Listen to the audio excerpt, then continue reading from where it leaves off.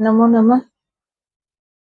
आप सभी के समक्ष मैं शिवी सिंह आज आपको संस्कृत वर्णमाला लेकर के आपके समक्ष उपस्थित हूँ। तो संस्कृत वर्णमाला को पढ़ने जा रहे हैं, तो उससे पहले हमें ये समझ लेना होगा कि वर्णमाला क्या है।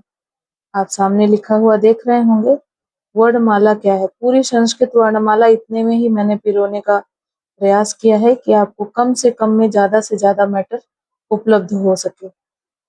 तो संस्कृत वर्णमाला क्या है? सबसे पहले बात आती है, संस्कृत तो विषय है, लेकिन वर्णमाला क्या है?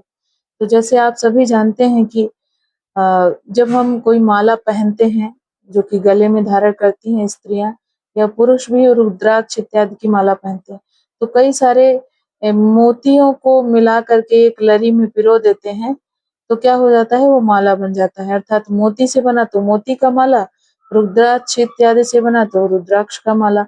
उसी तरह से जब वर्णों को एक साथ इकट्ठा कर दिया जाता है तो वर्णमाला बन जाती है। तो वर्णमाला आज हम पढ़ने जा रहे हैं। तो वर्णाह लिखा है, आप देख पा रहे होंगे कि यहाँ पे सामने आपके लिखा है वर्णाह। वर्णाह मतलब संस्कृत वर्ण कितने प्रकार से हैं मुख्य रूप से, तो पहला लिखा है स्वर, फिर व्यंजन और फिर अयोगवाह। तो अब इन्हीं तीनों के बारे में हम यहाँ पे बात करेंगे। यानी कि संस्कृत में स्वर वर्ण कौन से होते हैं, व्यंजन वर्ण कौन से होते हैं। तो स्वर वर्ण कौन कौन से हैं, तो उनको तीन भागों में बांटा गया। एक तो ह्रस्व स्वर, दूसरा दीर्घ स्वर और तीसरा संयुक्त स्वर। तो अब आप सामने देख रहे होंगे, आपके सामने लिखा हुआ है कि ह्रस्व स्वर कौन से हैं, अ, इ, उ, री। दीर्घ स्वर कौन से हैं, आ, ई, उ, री। और संयुक्त स्वर कौन से हैं, ए, ऐ, ओ, औ। आप देख पा रहे हैं, ये आपके हो गए स्वर वर्ण। यानी कि स्वर वर्ण को पूछा जाए कि स्वर वर्ण कितने प्रकार से बांटे गए हैं, तो आप बता सकते हैं कि ह्रस्व, दीर्घ और संयुक्त स्वर। ये रचना के आधार पे हैं, वैसे और भी स्वर के प्रकार होते हैं, उदात्त, अनुदात्त इत्यादि।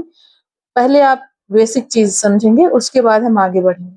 यानी मुख्य रूप से आप देखें तो ह्रस्व, दीर्घ और संयुक्त स्वर तीन प्रकार से हैं, और कौन कौन से वर्ण आ रहे हैं वो आपके सामने लिखे हुए हैं।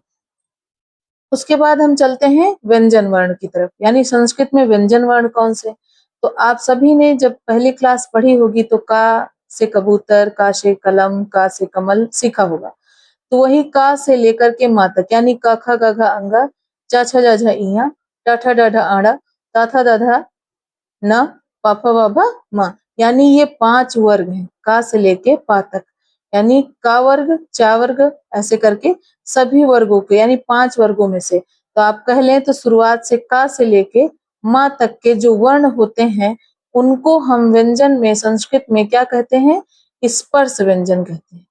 अब स्पर्श व्यंजन क्यों कहते हैं, अगली वीडियो में हम सब जानेंगे, लेकिन अभी बेसिक जान रहे हैं कि किसको क्या कहते हैं, बस इतना जानना है, किसका क्या नाम है। जैसे किसी के घर जाते हैं तो हम क्या देखते हैं, सबसे पहले यही ना कि भाई किसके घर जा रहे हैं, फला के घर जा रहे हैं, उसका नाम बताते हैं। फिर कहाँ जा रहे हैं वो बताते हैं, फिर उसका रास्ता कैसे है वो बताते हैं। तो सबसे पहले अभी हम नाम जानेंगे। यानी का से माँ तक क्या है, स्पर्श व्यंजन है। य, र, ल, व क्या है, अंतस्थ व्यंजन है।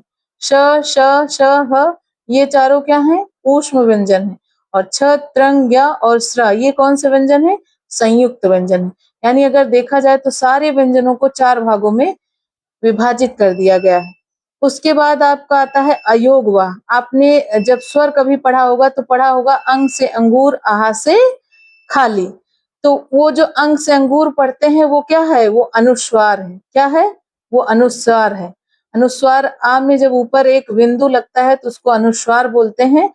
लेकिन हम लोग संभवतः ज्यादातर क्या बोलते हैं कि एक बिंदी लगा दीजिए, एक बिंदु लगा दीजिए, तो वो उसको अनुस्वार बोलते हैं। और जब किसी शब्द, जैसे अनुस्वार कहाँ लगा है, जैसे मान लीजिए आपको लिखना है अंक, तो अंक में आ में जो आप अनुस्वार लगा रहे हैं वही है, वो जो बिंदु लगा रहे हैं वही अनुस्वार है। यानी आ में अनुस्वार लगा हुआ है। और विसर्ग कहाँ है, जो 2 बिंदी लगी रहती है, जिस तरह से आप देख पा रहे हैं, तो विसर्ग कहेंगे इसको। अर्थात विसर्ग, जैसे आप लिखते हो अतः, प्रातः, स्वतः इत्यादि, हिंदी में भी शब्द आप लिखते हैं, ये तो संस्कृत की बात मैं कर रही हूँ, लेकिन हिंदी में भी आप अतः, प्रातः, स्वतः, स्वतः इत्यादि शब्द लिखते हैं तो ऐसे 2 बिंदु लगाते हैं, प्रातः में भी, अतः में भी। वही ये जो 2 बिंदु हैं इसको हम विसर्ग कहते हैं। अर्थात इधर जो आप देख रहे हैं ये सारा आपका क्या है, स्वर वर्ण का विभाजन है, और इधर जो आप देख रहे हैं ये व्यंजन वर्ण का विभाजन है। और आपने तीसरा देखा था अयोगवा, तो वो है ये नीचे जो 2 लिखे हुए हैं, इनको हम, ये आते तो स्वर के अंतर्गत पढ़ने में है, लेकिन इनको हम कहते क्या है, अयोगवा। तो आज की वीडियो में हम लोग क्या जाने, अगर संक्षिप्त में सीखें तो ये जाने कि वर्णमाला क्या है, यानी वर्णों को एक साथ पिरो देना ही वर्णमाला है। साधारण भाषा में ऐसे परिभाषा तो बहुत तरह की होती है, और उसको 3 भागों में विभाजित किया गया वर्णमाला को, स्वर, व्यंजन और अयोगवाह। जैसा आप देख पा रहे हैं कि स्वर वर्ण कौन से हैं, व्यंजन वर्ण कौन से हैं और अयोगवाह कौन से हैं। तो आज के लिए इतना ही, और नेक्स्ट वीडियो में, अगले वीडियो में मैं आपके साथ उपस्थित होंगी। इसका डिटेल या इससे और भी आप क्या क्या जानना चाहते हैं एक बार कमेंट में जरूर लिखिएगा, और बाकी इसके आगे की जो कक्षा होगी मैं लेके उपस्थित होंगी। धन्यवाद। नमः संस्कृताय।